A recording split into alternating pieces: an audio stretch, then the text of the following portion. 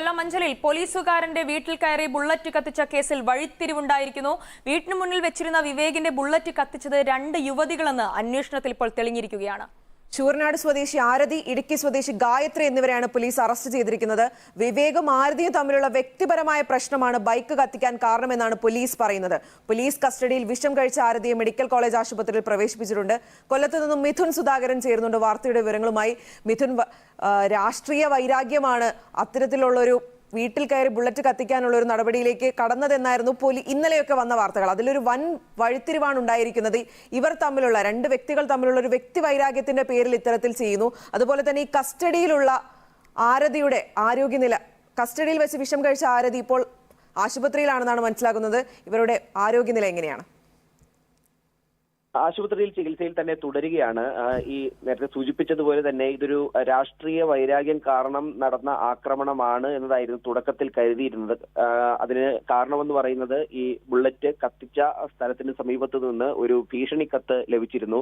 അത് ഈ civil police ഓഫീസറായിട്ടുള്ള വിവേകിനെ ഭീഷണിപ്പെടുത്തിക്കൊണ്ടുള്ള ഒരു കത്തായിരുന്നു. അതിൽ പറഞ്ഞത് വിവേക് നേരത്തെ ഈ കോളേജിൽ വെച്ച് ഒരു വിദ്യാർത്ഥി സംഘടനയുടെ ആളുകളെ അടിച്ചിരുന്നു. അതുമായി ബന്ധപ്പെട്ട വൈരാഗ്യമാണ് ഇങ്ങനെ ഒരു ആക്രമണത്തിൽ കൊണ്ടെത്തിച്ചത് എന്നതായിരുന്നു ആ കത്തിൽ സൂചിപ്പിച്ചിരുന്നത്. പക്ഷേ അതെല്ലാം ഈ കേസിനെ വഴിതിരിച്ച് വിടാനായിട്ട് പ്രതികൾ നടത്തിയ ശ്രമത്തിന്റെ ഭാഗമാണ് എന്നത് പോലീസ് പിന്നീട് തിരിച്ചറിയുകയായിരുന്നു.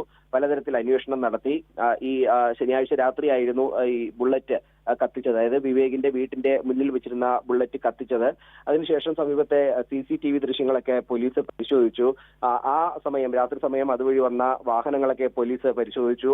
ഒരു ഓട്ടോയ്ക്ക് അതുവഴി എത്തിയ ഒരു ഓട്ടോയിൽ എത്തിയവരെ കേന്ദ്രീകരിച്ചാണ് അന്വേഷണം നടത്തിയത്. ആ ഓട്ടോയിൽ പണം നൽകിയത് ഗൂഗിൾ പേ വഴിയായിരുന്നു. അങ്ങനെ ഗൂഗിൾ പേ വഴി നൽകിയ നമ്പർ കേന്ദ്രീകരിച്ച് നടത്തിയ അന്വേഷണത്തിലാണ് 2 യുവതികളാണെന്ന് മനസ്സിലായത്. അങ്ങനെ ഒടുവിൽ ഈ ആരതിയെയും അതുപോലെ തന്നെ ഗായത്രിയിലേക്കും ഈ അന്വേഷണം എത്തുകയായിരുന്നു. ആരതി ചൂരനാട് സ്വദേശിയാണ്, ഗായത്രി ഇടുക്കി സ്വദേശിനിയാണ്. ഈ ആരതിക്കും വിവേകിനും ഇടയിൽ ഉണ്ടായിരുന്ന വ്യക്തിപരമായിട്ടുള്ള ചില പ്രശ്നങ്ങളായിരുന്നു ഈ ആക്രമണത്തിൽ കൊണ്ടെത്തിച്ചത് എന്ന നിഗമനത്തിലേക്ക് ഒടുവിൽ പോലീസ് എത്തി. ആരതിയും വിവേകും തമ്മിൽ നേരത്തെ വിവാഹം ഉറപ്പിച്ചതായിരുന്നു. പിന്നീട് അത് മുടങ്ങിപ്പോയി.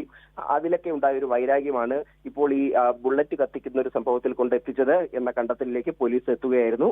ഏറ്റവും ഒടുവിൽ ആരതിയെയും അതുപോലെ തന്നെ ഈ ഗായത്രിയെയും പോലീസ് അറസ്റ്റ് ചെയ്തു. അതിനിടയിലാണ് ഈ കസ്റ്റഡിയിൽ വെച്ച് ഈ വിഷം കഴിച്ചു എന്ന വിവരം പോലീസിന് ലഭിക്കുന്നത്. ആരതി വിഷം കഴിച്ചു എന്ന വിവരം പോലീസിന് ലഭിക്കുന്നത്. ആരതിയെ പിന്നീട് ചികിത്സയിലും പ്രവേശിപ്പിച്ചു. ചികിത്സയിൽ തുടരുകയാണ്. വലിയ ഞെട്ടൽ എല്ലാവർക്കും ഉണ്ടാക്കിയ ഒരു വിഷയം തന്നെയാണിത്. രാഷ്ട്രീയ വൈരാഗ്യം എന്ന രീതിയിലേക്ക് പോകേണ്ട ഒരു കേസായിരുന്നു. അതായത് KSU പ്രവർത്തകരിലേക്കായിരുന്നു ഇതിന്റെ ഒരു ആരോപണം നീണ്ടത്. അതെല്ലാം തന്നെ പൊളിഞ്ഞു. ഈ പ്രാദേശികമായിട്ടുള്ള സഹായം ഈ പ്രതികൾക്ക് ലഭിച്ചോ എന്ന സംശയം കൂടി പോലീസിനുണ്ട്. കാരണം വിവേകും ഈ KSU പ്രവർത്തകരും തമ്മിലുള്ള വൈരാഗ്യത്തിന്റെയൊക്കെ കാര്യം മനസ്സിലാക്കിയ ആരെങ്കിലും ഈ കാര്യം ഇവർക്ക് പറഞ്ഞു കൊടുത്തിരിക്കാമോ എന്ന സംശയമൊക്കെ പോലീസിനുണ്ട്. അതൊക്കെ അന്വേഷിക്കും. എന്തായാലും രാഷ്ട്രീയം എന്നൊരു കാര്യം ഇതിൽ നിന്നും മാറുകയാണ്. ഇത് തീർത്തും വ്യക്തിപരമായിട്ടുള്ള ഒരു വിഷയമാണ്. അങ്ങനെ ഒരു വൈരാഗ്യമാണ് ഇങ്ങനെ ഒരു ആക്രമണത്തിൽ ബുള്ളറ്റ് കത്തിക്കുന്ന നിലയിലേക്ക് ഈ 2 യുവതികളെ കൊണ്ടെത്തിച്ചത് എന്ന കാര്യത്തിലേക്ക് ആ നിഗമനത്തിലേക്ക് പോലീസ് എത്തുകയായിരുന്നു. മിഥുൻ സുധാകരനാണ് വിവരങ്ങൾ നൽകിയത്.